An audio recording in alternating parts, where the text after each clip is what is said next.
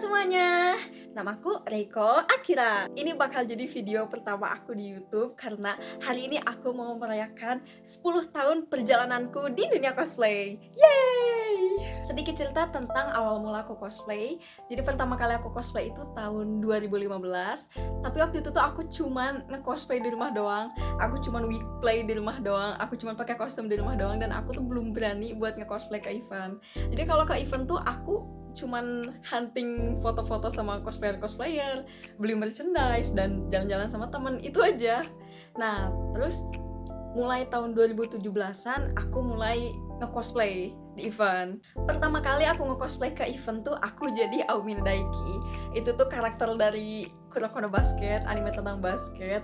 Aku suka banget sama Aomine Daiki dan aku cosplayin dia meskipun aku tahu fisik aku jauh nggak mirip sama dia, dan waktu itu tuh tampilan aku tuh Oh my god, bro. Oh, hell no. aduh, itu ya namanya juga awal mulai ya. Bayangin aja makeupnya tuh kelihatan pucat banget. Aku cuma pakai bedak dan eyeliner, dan wignya pun itu nggak di styling gitu. Meskipun dengan tampilan aku yang kayak gitu, tapi aku bener-bener inget banget rasanya pertama kali cosplay ke event jadi Aomine Daiki.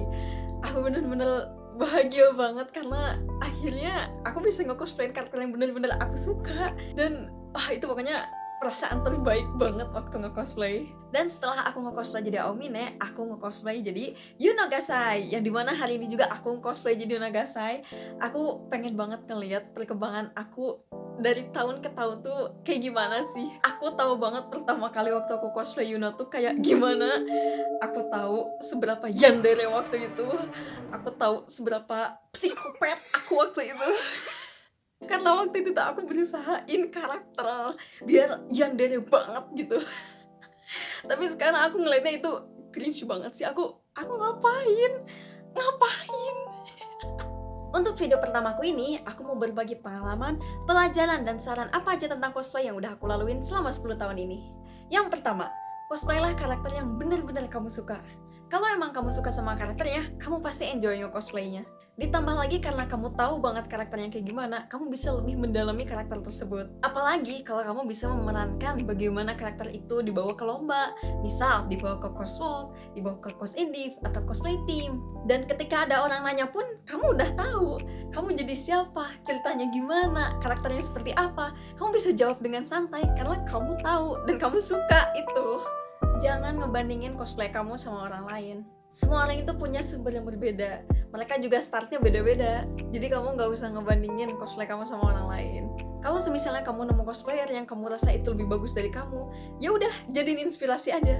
Oh, ini bakal jadi motivasi aku untuk jadi lebih baik, untuk upgrade kostumnya, untuk upgrade wignya. Itu kan jadi lebih positif.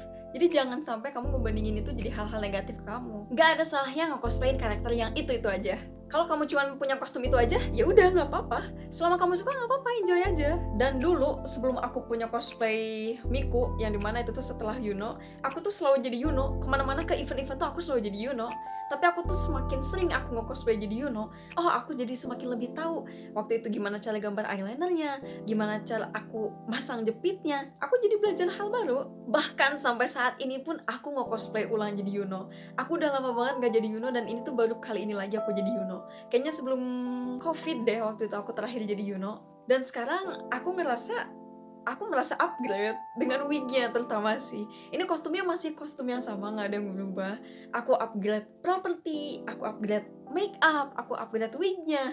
Jadi nggak apa-apa kalau kamu mau cosplay itu aja, nggak apa-apa. Jangan maksain cosplay kalau kamu nggak ada uang.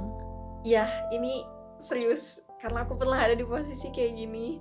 Waktu itu aku bener-bener struggle banget. Tabungan aku menipis, banyak banget yang harus aku bayar, banyak banget yang harus aku beli, sampai-sampai aku ngerasa ngedown banget. Aku jadi nggak mood nge-cosplaynya karena aku bener-bener terhalang sama budget, dan akhirnya itu semua jadi beban ke aku. Jadi tolong cosplay semampu kamu, cosplay semampu budget kamu dan dompet kamu. Jangan maksain. Kalau misalnya nggak bisa, ya udah jangan, gak usah maksain. Cosplay nggak akan kemana-mana, pasti ada lagi. Kalau nggak ada yang minta foto sama kamu, bukan berarti cosplay kamu gagal. Balik lagi, kamu cosplay buat apa? Definisi cosplay yang berhasil menurut kamu itu apa? Kalau menurut aku ya, cosplay yang berhasil itu ketika kamu bisa melihat karakter itu ada di diri kamu.